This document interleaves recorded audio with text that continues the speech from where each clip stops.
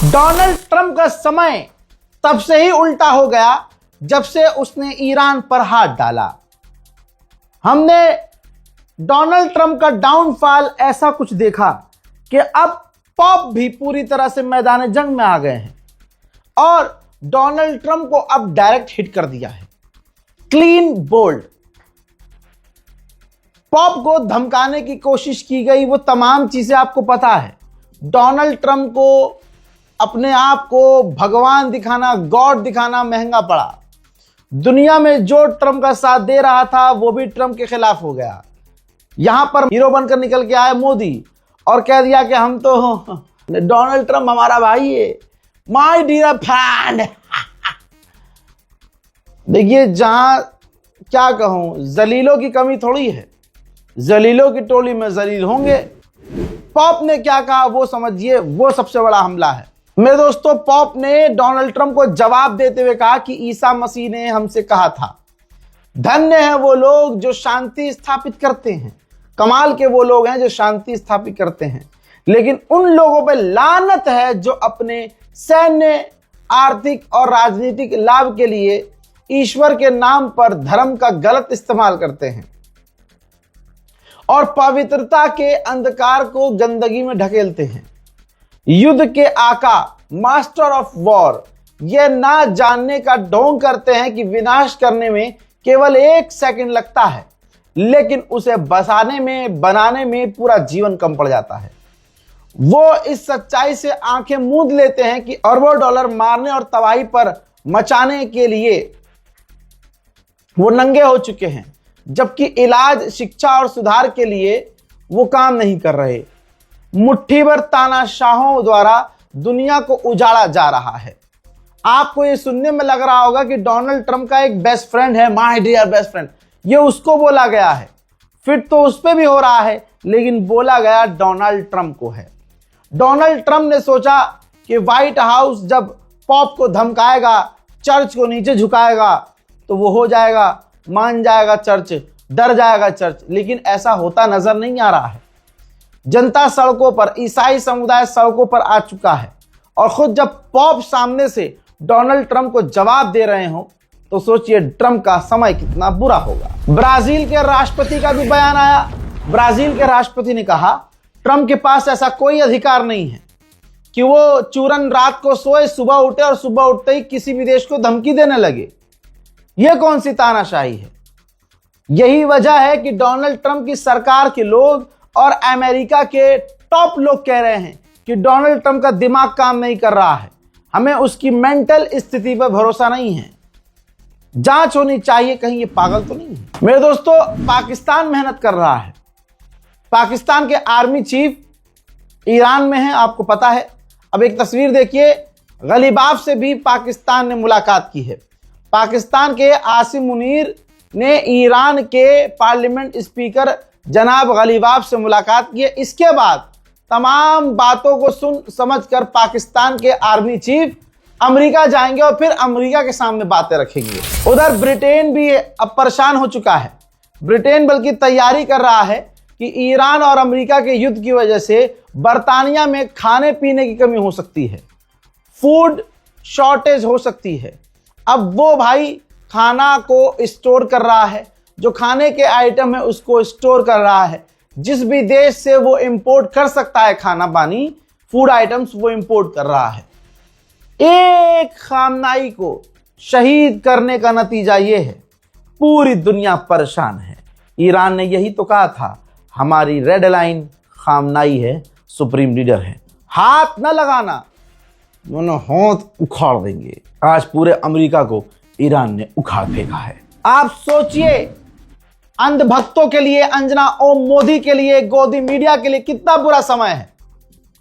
इन सबने मिलकर Donald Trump को चमकाया था, इस चक्कर में कि इसको चमकाने के चक्कर में मोदी चमक जाएगा हमारा। गोदी मीडिया की यह लाइन हुआ करती थी कि जब डोनाल्ड ट्रंप और मोदी स्टेज पर आते हैं तो बिजली कड़कती है। इसके बाद वो बिजली कड़की, लेकिन इनके पिछवाड़ों में कड़की जब डोनाल्ड ट्रंप ने हमारे भारत के प्रधानमंत्री को जलील किया। लेकिन अगले आदमी को फील ही नहीं हो रहा, तो हम क्या करें? अगले आदमी को फील ही नहीं हो रहा तो हम क्या करें। आज वही गोदी मीडिया जो इजराइल अमेरिका को सपोर्ट कर रहा था इस जंग में, ईरान को कमजोर दिखा रहा था, मैंने आपसे उसी वक्त कहा था इंशाल्लाह देखेंगे आप, इन तमाम पत्रकारों की टोन भी चेंज होंगी, औकात में भी आएंगे, इनके चेहरों पर हवाइयां उड़ेंगी और अपने इसी गंदे मुंह से ईरान की ये तारीफ भी करेंगे। अब वो धीरे धीरे चीजें सुनाई दे रही होंगी आपको, है ना। मेरे दोस्तों, अब अमेरिका के ये हैं पूर्व विदेश मंत्री सेक्रेटरी, इन्होंने अमेरिकी मीडिया पर खुल्लम खुल्ला कहा है डोनाल्ड ट्रंप को कि ट्रंप तुम इसको रिजॉल्व नहीं कर सकते, ये जो जंग छेड़ी है तुमने इसको तुम खत्म नहीं कर सकते, ताकत के दम पे तो बिल्कुल नहीं, तुम्हें बातचीत की टेबल पर आना होगा, ईरान किसी भी हालत में नहीं झुकेगा। सोचिए, अमेरिका का पूर्व मिनिस्टर कह रहा है कि ईरान झुकेगा नहीं, ईरान को तो छोड़ दो भाई, ईरान का दुश्मन कह रहा है कि ईरान नहीं झुकेगा। डोनाल्ड ट्रंप तुम्हें टेबल पे आना होगा और टेबल पर आकर इस बातचीत के जरिए डील करनी है। ईरान के कमांडर एंड चीफ ने कहा है, जो रजा गराफी ने कल रात कह दिया था, ईरान के कमांडर एंड चीफ ने कहा कि दुश्मन कहता है कि हमने दुश्मन के ईरान के सारे जहाजों को नष्ट कर दिया है, एयरफोर्स और नेवी को तबाह कर दिया है, लेकिन जब पाकिस्तान की डेलीगेशन कल ईरान आई तो हमने अपने एयरफोर्स के जरिए, फाइटर जेट के जरिए उनको एस्कॉर्ट किया। यह रजा गराफी आपको दिखा और बता चुका है कल रात। मेरे दोस्तों, चाइना ने सिक्योरिटी को लेकर ईरान का साथ दिया, कहा स्ट्रेट ऑफ हॉर्मूज जो अमेरिका ने बंद किया है यह गैर कानूनी, इसे खोलना चाहिए।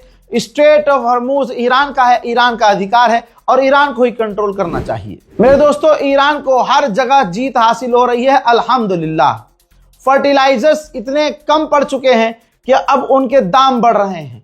ईरान ने जो जो कहा था वो हो रहा है। ऑस्ट्रेलिया की गवर्नमेंट ने ऐलान कर दिया है, जिस चीज से हम दो चार हो रहे थे उससे बचने के लिए हमने 100 मिलियन लीटर डीजल पेट्रोल ईंधन सिक्योर कर लिया है। आप समझ सकते हैं कि ऑस्ट्रेलिया की हवा ईरान की जंग से कितनी टाइट थी दोस्तों। उधर ईरानियन ऑफिशियल एंड कमांडर्स ने कंफर्म किया है कि हमने यानी ईरान ने ड्रोन प्रोडक्शन काफी भारी मात्रा में बढ़ा दिया है, ज्यादा से ज्यादा ईरान ड्रोन बना रहा है। अमेरिका का टॉप का चैनल है CNN, उसने खुद जानकारी दी है कि इस जंग के बाद दुनिया का और खासकर चाइनीज लोगों का इंटरेस्ट ईरानियों में बढ़ चुका है और अब ईरान के म्यूजियम और पर्शिया से जुड़े हुए चीजों से वो जाकर इंटरेक्ट हो रहे हैं, जानकारी हासिल कर रहे हैं, ईरान का इतिहास पढ़ रहे हैं। वहीं बात करें अमेरिका के, तो अमेरिका खुद कह रहा है, अमेरिकी ऑफिशियल्स कह रहे हैं आने वाले दिनों में अमेरिका में ही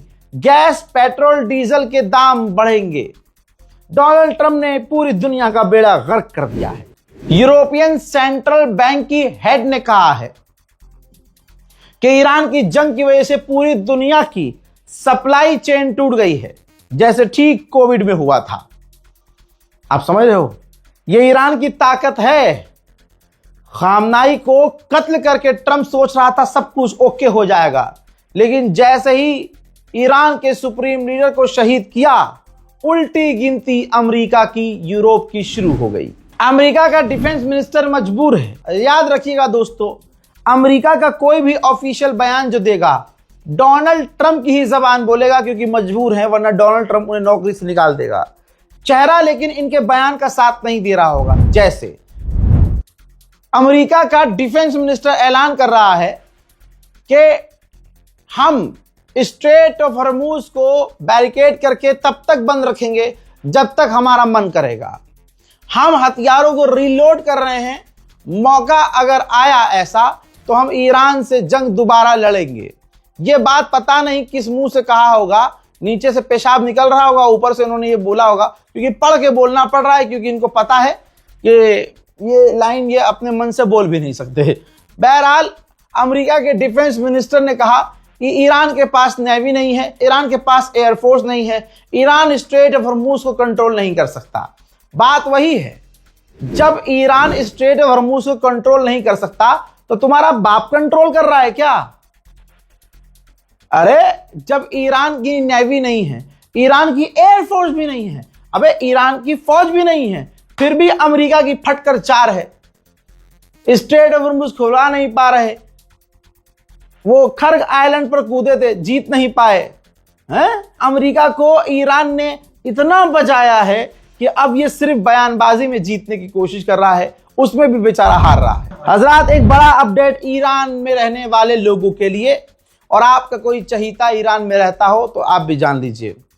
21 अप्रैल 2026 से ईरान पूरे अपनी मुल्क, अपनी राजधानी में पूरी ताकत से सारे इंटरनेट सेवाएं खोल रहा है, इंटरनेट चालू कर रहा है। और उसी दिन से 26 अप्रैल से ही तमाम स्कूल को ऑनलाइन कर रहा है।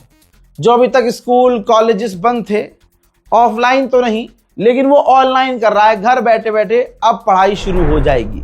उधर ईरान ने दिखाया है, ये देखिए, ईरान के टैंकरों ने अमेरिका के बैरिकेडिंग को तोड़ते हुए पर्शियन गल्फ में एंट्री की है और अमेरिका मुंह पिटाता रह गया। ईरान के राष्ट्रपति पेजेश्कियान ने चीन का शुक्रिया अदा किया है और कहा है कि जिस तरह से चाइना ने हमारी मदद की और कर रहा है, हम आगे चाइना से रिश्ते और मजबूत और बेहतर करेंगे। वहीं ईरान के अंदर आतंकी हमले जारी हैं। एक टेरर अटैक में 3 ईरान के पुलिस अफसर मारे गए हैं। इजराइल की सख्ती समझिए। इजराइल ने अपने एयरपोर्ट के स्टाफ को नौकरी से सिर्फ इसलिए निकाल दिया कि अमेरिका से जो एयरक्राफ्ट हथियार लेकर इजराइल उतरा था, उस व्यक्ति ने व्हाट्सएप पर फोटो खींच के किसी को भेज दिया था। ईरान को भी नहीं भेजा था, बस क्लिक करके अपने दोस्त यार को ही भेज दिया था। इजराइल ने उसे नौकरी से निकाल दिया। उधर ईरान ने भी 4 लोगों को गिरफ्तार किया जिनके खिलाफ सबूत मिले हैं कि वो मूसाद के लिए जासूसी कर रहे थे। वर्ल्ड बैंक ने यहां तक कह दिया है कि ईरान की जंग की वजह से मिलियंस ऑफ लोग भूख की तरफ जा सकते हैं। सारी दुनिया में खाने पीने की कमी हो रही है, किसान किसानी नहीं कर पा रहा है, आने वाला समय बुरा है। मेरे दोस्तों, चाइना के अखबार भी खेल रहे हैं। लिख रहा है चाइना का अखबार कि अमेरिका रिपीट करता है जो वो डिजर्व करता है, यानी वॉर, हेट और शोर शराबा, दंगा फसाद, वो यही सब डिजर्व करता है और यही सब बोता है और वापस उसे यही सब मिलता है। ताजिकिस्तान में जो ईरान की एम्बेसी है वो भी खेल रही है भाई। पूरी दुनिया में देखिए अमेरिका किस तरह से जलील हो रहा है। लिखते हैं Iran embassy Tajikistan, speaking without thinking, यानी बिना सोचे बोलने वाला ये जानवर, नो सिग्नल। मेरे दोस्तों, फ्रांस के राष्ट्रपति इमैनुअल मैक्रोन, देखिए मुस्लिम सपोर्टर नहीं है लेकिन वो हक बोल देता है। जैसे इजराइल जो गलत कर रहा है बोल देता है। यह बात नेतन्याहू को बहुत चुभती है और मूसाद एक्टिव हो गया है। मैं पहले ही फ्रांस को कह देना चाहता हूं कि फ्रांस के राष्ट्रपति इमैनुअल मैक्रोन अलर्ट रहने चाहिए, क्योंकि मूसाद CIA आपके पीछे पड़ चुकी है। रिपोर्ट यह है कि अब इजराइल ने अपनी औकात दिखाते हुए, जैसा वो हमेशा करता है, क्योंकि इमैनुअल मैक्रोन तो नेतन्याहू के खिलाफ, इजराइल के खिलाफ बयान दे रहे हैं। ऐसे में इमैनुअल मैक्रोन के विपक्ष की पार्टी की महिला नेता से, ये महिला नेता है, इनसे, विपक्ष की पार्टी से इजराइल के मिनिस्टर ने मुलाकात की है उनके घर जाकर। समझ रहे हो आप किस तरह से अमेरिका और इजराइल विपक्ष की पार्टी को सपोर्ट करके सरकार गिराते हैं, सरकार को कमजोर करते हैं, मुल्क को अपने कंट्रोल में करते हैं। लीजिए, अब इसी जंग के दौरान जब जर्मनी नहीं कूदा, ट्रंप का साथ नहीं दिया, लेकिन पीछे से वो पूरा साथ इजराइल का दे रहा था। $7.8 मिलियन के हथियार जर्मनी ने इस जंग के दौरान इजराइल को बेचे। उधर लेबनान पर इजराइल के हमले जारी हैं, जहां अमेरिका में ये बात हो गई, वो बात हो गई, ये डील कर लेंगे, वो अभी भी हमले लेबनान पर इजराइल के जारी हैं। देखिए,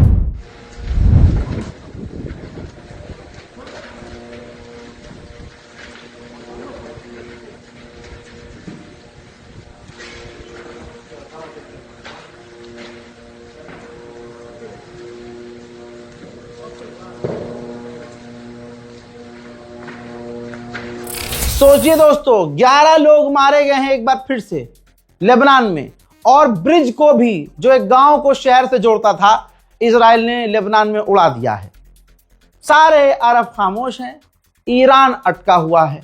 ईरान को भी आगे बढ़ जाना चाहिए। जब सुन्नी देशों को अपने सुन्नी देश के लिए नहीं बोलना और शिया होने की वजह से ईरान से इतनी नफरत की जा रही है तो ईरान को आगे बढ़ जाना चाहिए, लेकिन नहीं, वो ईरान है। मीडिया ये दावा कर रही है कि लेबनान के राष्ट्रपति ने मना कर दिया है कि हमें नेतन्याहू से बात नहीं करनी है। देखना अब ये कि सच क्या है, झूठ क्या है और आगे होता क्या है। लेबनान पे तो हमले जारी हैं। हजरात, इस रिपोर्ट को शेयर जरूर कीजिएगा, अपनी राय कमेंट सेक्शन में जरूर लिखिएगा। मैं हूं रजा और आप देख रहे थे रजाग्राफी अनस्क्रिप्टेड। जय हिंद।